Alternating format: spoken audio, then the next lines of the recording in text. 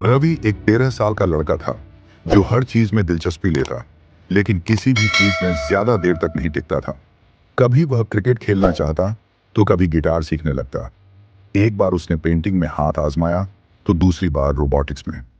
उसकी किताबों की अलमारी अधूरी योजनाओं और अधूरे सपनों से भरी थी। अधूरी स्केचबुक, अधूरे साइंस प्रोजेक्ट्स और आधे सीखे गिटार के सुर। उसके माता पिता ने कई बार समझाया, बेटा, अगर तुम किसी एक चीज में लगातार मेहनत करोगे तभी उसमें सफल हो पाओगे।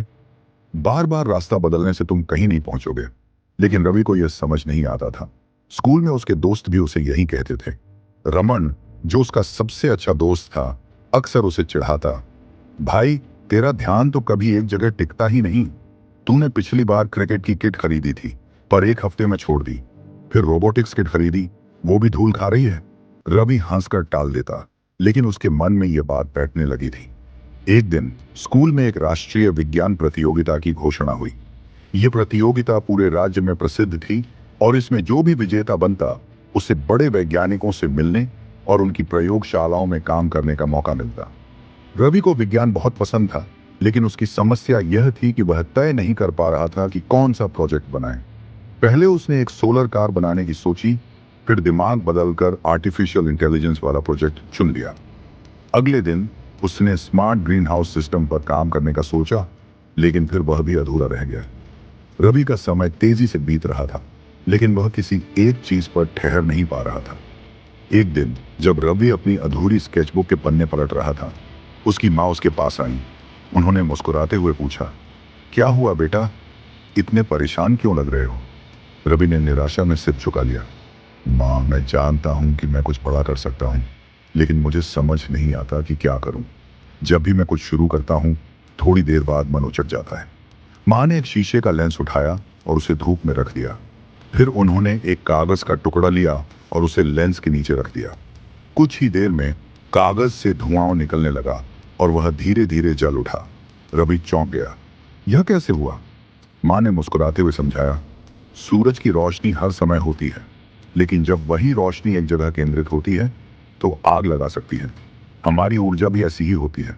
अगर हम उसे इधर उधर बिखेरेंगे तो कुछ नहीं होगा, लेकिन अगर उसे किसी एक लक्ष्य पर केंद्रित करें तो हम असाधारण काम कर सकते हैं।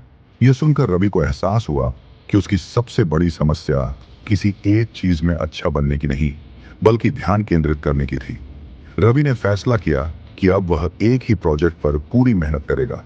उसने अपने विज्ञान शिक्षक से सलाह ली और तय किया कि वह एक स्मार्ट ट्रैफिक लाइट सिस्टम बनाएगा जो वाहनों की संख्या के अनुसार खुद को एडजस्ट कर सकेगा। अब उसकी रणनीति अलग थी। उसने हर दिन 3 घंटे सिर्फ इसी प्रोजेक्ट पर काम करने का नियम बनाया।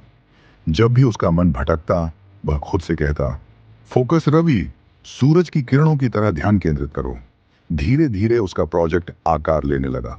उसने इंटरनेट से नई तकनीकों के बारे में पढ़ा, अपने शिक्षकों से मदद ली और दिन रात मेहनत करता रहा।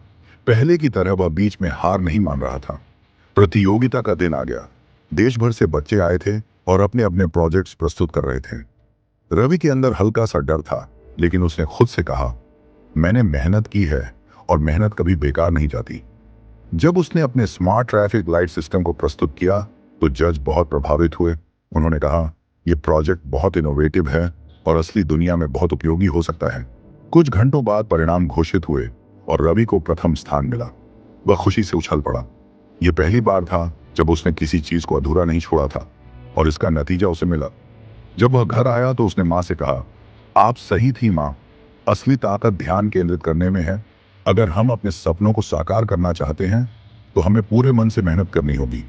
उसकी माँ ने उसे गले लगा लिया और रवि ने मन ही मन ठान लिया कि अब वह अपनी जिंदगी के हर लक्ष्य पर पूरी शिद्दत से ध्यान देगा।